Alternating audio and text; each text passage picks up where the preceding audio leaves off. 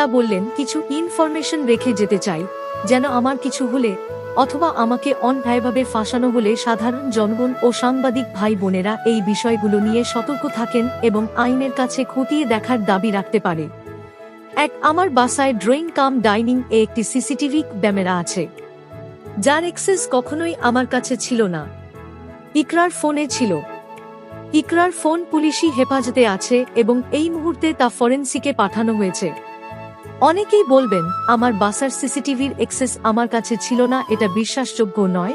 তাদেরকে বলবো সিসিটিভির সাথে লিঙ্কড ডিভাইস লিস্ট চেক করলে সেটি অনায়াসে বেরিয়ে আসবে। আমি সারাদিন শুটিং এ থাকার কারণে আমি কখনো এর অ্যাক্সেস ইকরার কাছেও চাইনি। ইকরা এই ক্যামেরা দিয়ে বাসার কাজের লোক ও বাসায় থাকা আমার সহকারীর গতিবিধি লক্ষ্য করতে প্রয়োজন মতো। এই সিসিটিভি ফুটেজ দুর্ঘটনার সবচেয়ে বড় আলামত। শুধু দুর্ঘটনার সময় না, আমি নেপাল আসার দিন থেকে রয়েছে এই ক্যামেরায় গুরুত্বপূর্ণ ফুটেজ।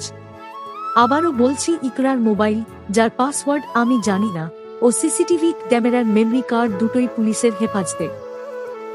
এখন বলবো কেন সিসিটিভির ফুটেজ সবচেয়ে বেশি গুরুত্বপূর্ণ। আমি নেপালের উদ্দেশ্যে বাসা থেকে বের হই 25 তারিখ দুপুরে। 25 তারিখ, 26 তারিখ ও সর্বশেষ 27 তারিখ, এই 3 দিনই সন্ধ্যার পর আমার বাসায় ইকরার বান্ধবী ও বন্ধুর আগমন ছিল, যার গতিবিধি সিসিটিভিতে আছে। 25 ডিভিশন 26 শুধু বান্ধবী এবং 27 তারিখ 2 জন বান্ধবী ও 1 জন ছেলে বন্ধু বাসায় এসেছে এবং মধ্যরাত পর্যন্ত ছিল।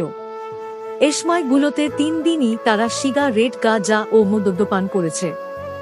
দুর্ঘটনার আগের দিন 27 তারিখ ইকরা আমার সহকারীকে দিয়ে সিগারেট ও ঘুমের ঔষধও আনিয়েছে ওই সময়, যা সিসিটিভির নিচে ইকরাকে বুঝিয়ে দেয়া হয়েছে। এই সমগ্র ভাষ্য আমার সহকারীর এবং তা ইতিমধ্যেই পুলিশের কাছে স্টেটমেন্ট আকারে পেশ আছে। সাংবাদিক ভাই ও সাধারণ সবাইকে জানিয়ে রাখলাম বিষয়টি যেন সিসিটিভি ফুটেজ থেকে এই 3 দিনের ফুটেজ কোনোভাবেই সরানো না হয়, আর সরানো হলেও যেন এর সুষ্ঠু জবাবদিহি বা তদন্ত করা হয়। এই 3 দিন ও দুর্ঘটনার মুহূর্তের ইকরার কথা বার্তা কোনোভাবেই সাধারণ মানুষের মতো ছিল না। ইকরা এর আগেও 15 বছরে একাধিকবার আত্মহত্যার চেষ্টা করলেও কখনো সিরিয়াসলি কোন সংযোগ পাওয়া যায়নি। কিন্তু এইবার ইকরা একদমই নরমাল ছিল না।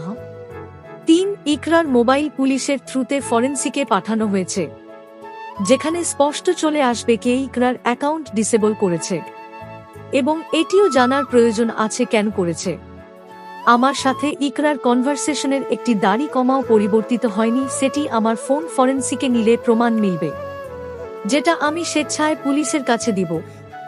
সবাইকে এই দিকটাও লক্ষ্য রাখার জন্য অনুরোধ জানানো হচ্ছে যেন ইকরার ফোন থেকেও কোন কনভারসেশন ডিলিট না হয়, যেমন মেসেঞ্জার, হোয়াটসঅ্যাপ বা অন্যান্য অ্যাপ যেগুলো আছে।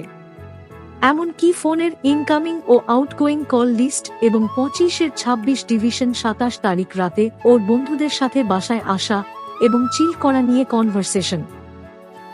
এবার আসেন পোস্টমর্টেম রিপোর্ট নিয়ে কিছু কথা। আগের রাতে মদ্যপান ও ড্রাগস সেবন করা হলে অবশ্যই সেটি পোস্টমর্টেম রিপোর্টে সেটি আসবে। কোনভাবেই এই রিপোর্ট যেন পরিবর্তন না হয় সেদিকেও একটু নজর রাখার জন্য অনুরোধ করা হচ্ছে, কারণ পোস্টমর্টেম করার আগে পোস্টমর্টেম বাধা দেওয়া হচ্ছিল। না চাইতেও নিম্নে কিছু সংবেদনশীল হিন্টস রেখে যাচ্ছি, যেগুলো আপনাদের সামনে এই মানুষটিকে নিয়ে বিস্তারিত বলতে আমার জন্য কষ্টদায়। আফটারঅল ইকরা আমার স্ত্রী। আপনাদের মতে আমার না হয় তিথির সাথে পরকীয়া, তাহলে ইকরার ব্যাচমেট জাহাঙ্গীরনগর ইউনিভার্সিটি ফিলোসফি ডিপার্টমেন্টের 41তম ব্যাচের নাবিদ এর সাথে ইকরা কি 2010-এ পালিয়ে বিয়ে করে 2 পরিবারের কাছে ধরা খাওয়ার পর ইকরা আমার বিবাহিত স্ত্রী থাকার পরেও ইকরার পরিবার ইকরাকে ইকরার সম্মতিতে আরেক জায়গায় বিয়ে দিয়ে দেয়। হোক না আমার স্ত্রী থাকা অবস্থায় ইকরা আরেকটি বিয়ে করে বাসর করে, আমাকে ডিভোর্স না দিয়ে তার পরিবারের সম্মতিতে। তবে ভুল বুঝতে পেরে যখন ইকরা আমার কাছে ফিরে আসতে সিদ্ধান্ত নেয়, আমি তাকে মাফ করে বুকে পাথর রেখে মেনে নিই। একজন স্বামী হয়ে এই সিচুয়েশন বয়ে বেড়ানো খুব একটা সুখের না অবশ্যই। উপরের কোন কিছুই এটা প্রমাণ করে না যে ইকরা আমাকে ভালোবাসতো না। ইকরা আমাকে ভয়ঙ্কর ভালোবাসতো, আমিও বাসতাম। তো দেখ, ওর যেমন ছিল আমারও ছিল। যুদ্ধ দুজনেরই করতে হয়েছে। ভুল ত্রুটি, ঝগড়া, কলহ আর সব সংসারের স্বামী স্ত্রীর মতো আমাদেরও ছিল। কিন্তু সময়ের কালক্রমে ভালোবাসাটা মায়ায় রূপ নেয়।